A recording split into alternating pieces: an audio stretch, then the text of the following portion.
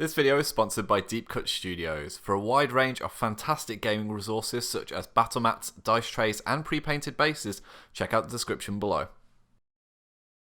My friend, there are many types of monsters in Malifaux. Undead abominations, mad constructs, nightmare creatures that have existed since the beginning of time. But you'll find that some of the biggest monsters around are as mortal as you and I. And no person proves that more than the greatest serial killer in human history, Seamus.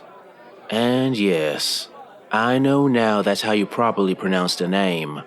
In my defense, when I said his name wrong before, I was really drunk. Seamus has been around since the rift opened for the second time, and although he probably killed for a bit without anyone noticing, he became infamous when he murdered every girl inside Belle's saloon, raising them all up as his new rotten belles, with the former madame of the establishment in charge of them in death, as she was in life. The guild quickly began searching for this madman, and every reporter wrote constantly about him, which Seamus loved. He soon happily claimed responsibility, and his sick, twisted smile was on the front page of every newspaper. And such infamy doesn't just bring fear, but also adoration from those who are of similar sick mind. That's why if you ever find yourself facing him, besides his entourage of dead doxies, dead dandies, and mourners, you'll find some living souls who wish to share in his murderous glory. Most likely you'll just encounter a copycat killer, an adoring fan who wanted to be just like their idol. They are often mistaken for Seamus, and although the amateur killer may mimic his style, they don't share Seamus's gift for subterfuge, which usually means they wind up dead at the hands of an overeager guild hunter, which isn't a problem for Seamus, as he can sadly find another sick mind pretty quickly. There is also Noir, another individual who seems to share in Seamus's love of causing death, although she is less artistic and much more savage in her murdering. Now, after a situation in the ruins of Kythera a while back, where he tried to unleash a being called the Grave Spirit that would have wiped out all life on Malifaux, he was left for dead, and the streets of Malifaux might have had one less monster they had to worry about. Sadly for everyone, though, he was saved by, surprisingly, Molly, using that same soul stone that he used to save her oh so long ago. Since his rebirth, his resurrectionist powers has increased substantially, and he has gone back to what he loves doing, murdering in Malifaux during the night, and being talked about in the papers during the day. Because if there's anything Seamus loves more than killing, my friend, it's the attention that it gives him. Hi guys, and welcome back to our Malifaux Masters breakdown, where we showcase the factions and personalities vying for soulstones and dominance within the Broken City. Today's episode features one of the most wanted men in Malifaux, the terrifying Seamus and his Redchapel keyword. Seamus hunts his victims through the back alleys of Malifaux, using his ability to reposition around the table to close in on his victims before dispatching them with his .50 flintlock pistol, which boasts one of the single highest damage profiles of any model in the game. The crew excels at moving their opponents out of position to lure them into the clutches of Seamus and his followers, with a number of Redchapel models gaining benefit from enemies being moved into their melee zones outside of their activations, such as gaining fast or taking extra attacks with the Master. The bulk of the keyword also has the Scarlet Temptation ability to put enemy models within a 1-inch aura on negative modifiers to their willpower jewels generated by other friendly models. The crew's also surprisingly durable, with all non-minion models having the Terrifying ability, which forces a willpower jewel when targeted by an opponent. Additionally, all of Seamus's minions benefit from Disguise, which reduces opposing action economy with their charges. Finally, as you might expect from Resurrectionists, the Redchapel are naturally very hard to bring down, with a combination of hard to wound and high HP totals for their soulstone costs. The crew is led by the infamous Redchapel killer Seamus, who stalks the back alleys of Malifaux before singling out his target for execution. Once he's found his victim, very few models are able to survive a shot from his .50 flintlock pistol, with its absolutely terrifying 468 damage track, which can receive a positive to the duel and ignore friendly fire thanks to the Redchapel Killer ability. Thankfully, it's limited to one shot per turn, or so you might think upon first inspection. Seamus' second party trick is his Secret Passage tactical action, which allows him a 12-inch teleportation between blocking terrain, offering unparalleled manoeuvrability. Any enemies that are pushed into the Master's melee zone will suffer from his Why Hello Love ability, allowing him to make attacks even outside of his own activation. Finally, a cause for celebration makes Seamus incredibly versatile, treating his bonus action as a normal action and allowing him to ignore italicized restrictions on actions if he's within 2 inches of a corpse marker on the enemy table half, which can give him that aforementioned second shot with the Elephant Stopper handgun.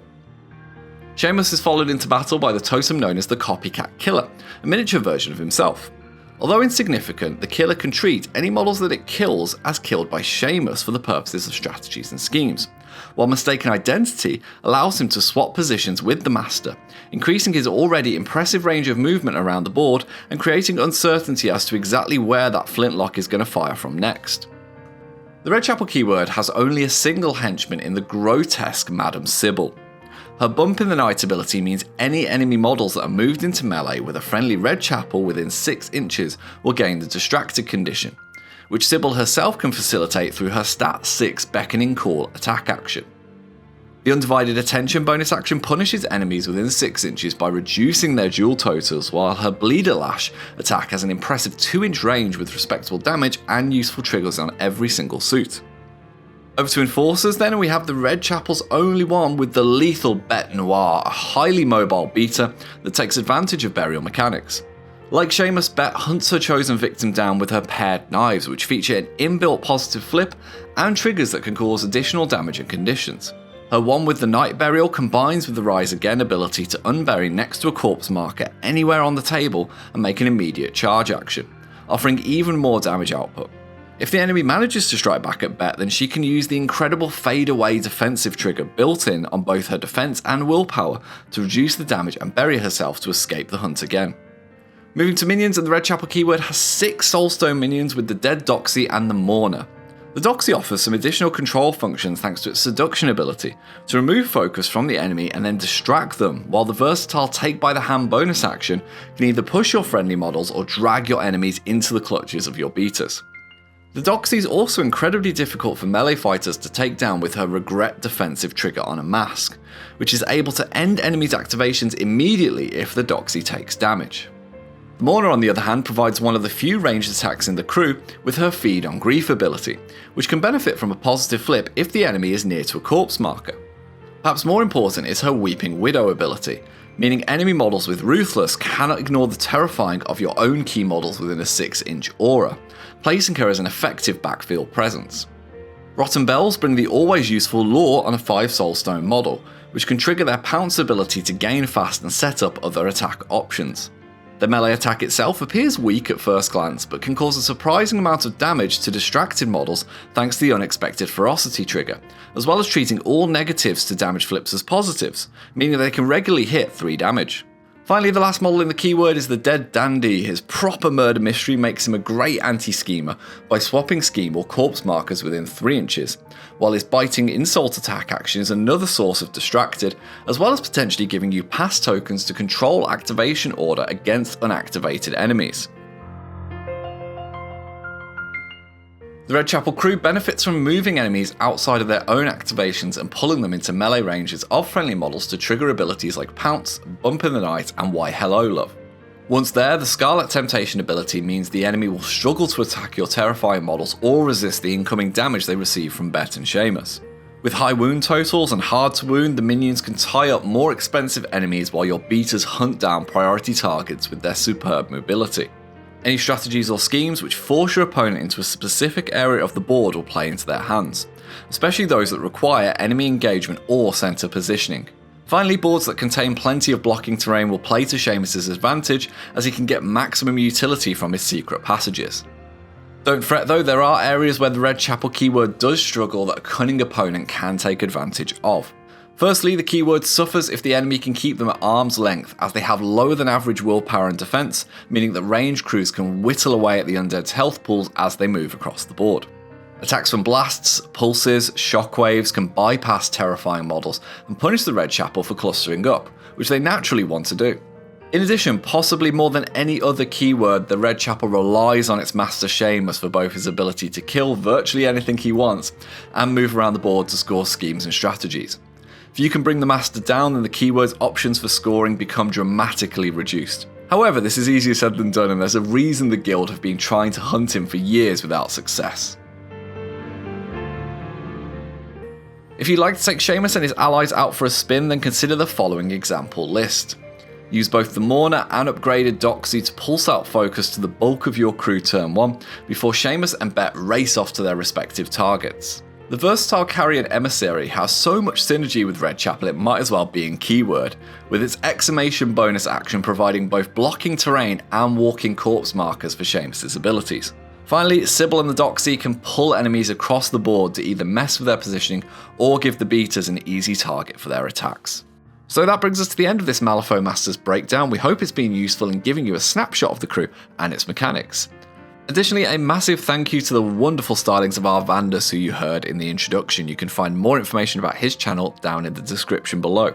For more talk about Malifaux and its masters, why not check out our podcast, The Harlefaux Show, where we break down each keyword and why you should play it. Alternatively, we have a wealth of beginner-friendly battle reports here on the channel that guide players through every flip and decision. Whichever you choose, we look forward to seeing you again soon. Take care, folks.